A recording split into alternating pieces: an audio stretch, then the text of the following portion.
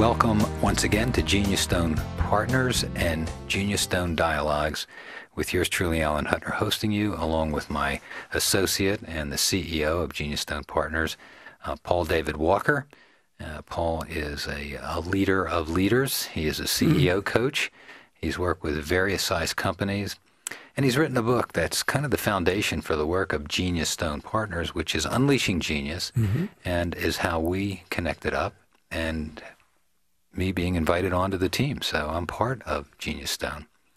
And hopefully it was about something genius you saw in me. Yes, absolutely. When we were working together in media and radio. Yeah, well, the genius I saw in you is the ability to interview someone and pull out insight that was there but wasn't on the surface. You're one of the best interviewers I've ever known, and I attribute that to the deep work you've done, with some of the great masters, and to your grounding in business, having been a financial executive all these years. You're able to play really well with Genius Stone, which is that combination of deep wisdom and understanding, and yet knowing how to create wealth.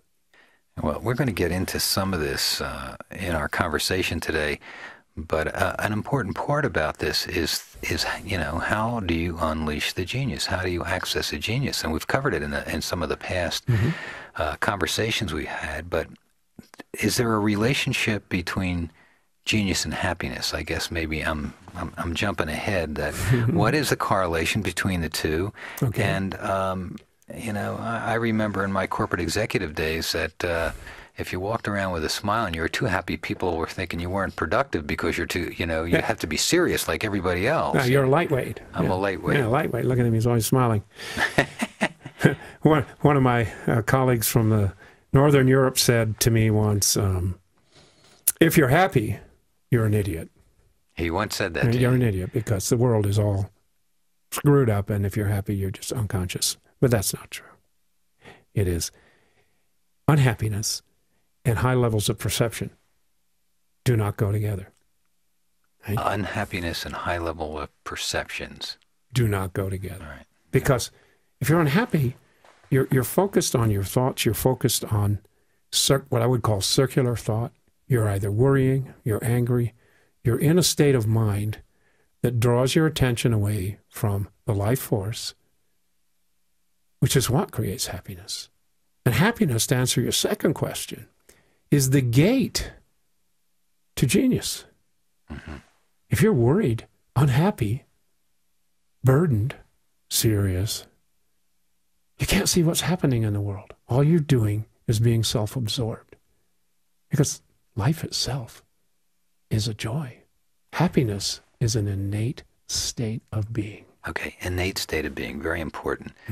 And when we were talking off mic a little while ago, you brought up the fact that our founding fathers thought it was important enough that they put it in the Declaration of Independence. I did. That everybody had the right to life, liberty, and the pursuit of happiness. That's right. So where does it come from? I mean, if it's innate, then maybe it's there when we're born. It is. See it is. And the best example I can give of this, and I can talk philosophically, Aristotle talks about this, everyone talks about it, but babies tend to be happier than adults, right? Ever walk into a room, a group of people, somebody brings a baby into the office. What happens? Everything stops, the seriousness of business ends, and everyone's looking at the baby and goo-goo and, saying nice things and laughing, and the baby's laughing, he's getting attention, and something about a young baby that is just naturally happy, And why? Well, he's not worrying about the future. He's not locked up in his thoughts, in his ego. He doesn't even have conception. He can't conceive. Yeah. The key to stealing your happiness is being obsessed with your thoughts. I'm glad you brought up the baby image because they do express unhappiness. Sure. But look what they express it about. I'm hungry, my diaper's wet, right? And there's maybe, some illness going on. But other than that, it's not, their minds aren't even developed. Right. And they're smiling a lot. Yeah. I mean, it's good to be unhappy if you're hungry. That's a natural signal just to take action. But your baby's not sitting there being unhappy about the color of his crib, which an adult is likely to be unhappy about the color of the wall in his office, right? So happiness, if you just drop away, let go of your thought, you find this peaceful, innate place, that comes up from what I call the life force. It's there. Everyone has it.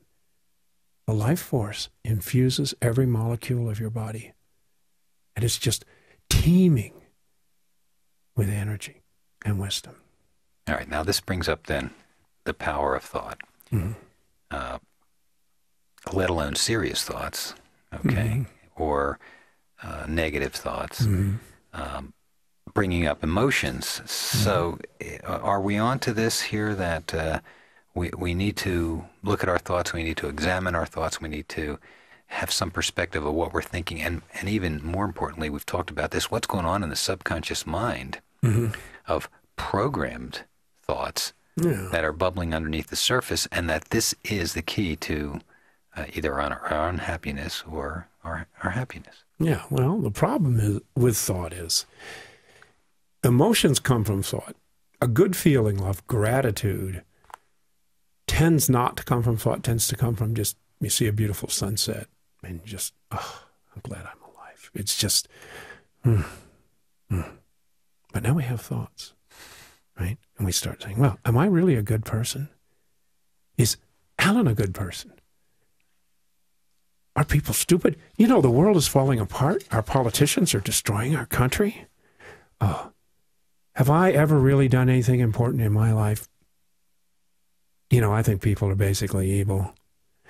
My parents, I don't think they even wanted me. You see how it could go? I mean, it could get worse and worse. And then there's the what-if syndromes that you always talk about. Oh. Well, what if, I live on the ocean, what if we had a tidal wave? Oh, my God. I could be worrying about that day in and day out. What if we have a tidal wave? Oh, Jim, that'd be bad. Yeah. Right? I'd be gone quickly. That wouldn't be that bad. It's a good way to die. Better than dying slowly from cancer, but, right? So these thoughts circle in our head, and emotions are left in our body and in our consciousness long after we're conscious of the thoughts. Yeah. Well, one of the most profound thought systems that I learned about was the what-if syndrome. And it's not real. I mean, you go, what if?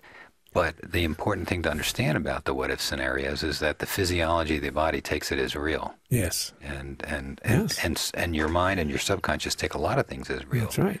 The physiology of your body goes into fight, flight, or fight. Fight or fight. Yeah. And when that happens, it's natural, just like the baby crying when it's hungry. It's natural to go into fight or flight when you're threatened. Yeah. Nothing wrong with that.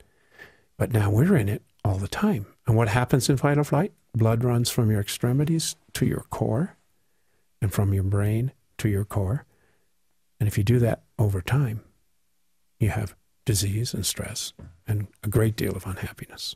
So we can conclude from this conversation that our thoughts are responsible for our unhappiness, although we're not making thoughts wrong necessarily, because they're an essential part to creating good business strategies, planning your life. You need your thoughts.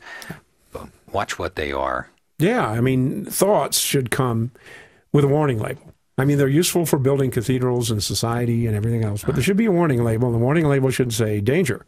Excessive use of these can be hazardous to your health. All right, and we're going to pick up the next time on Genius Stone Dialogues, and we'll talk about Paul's 7 steps to achieving happiness. There we go. It'll be fun.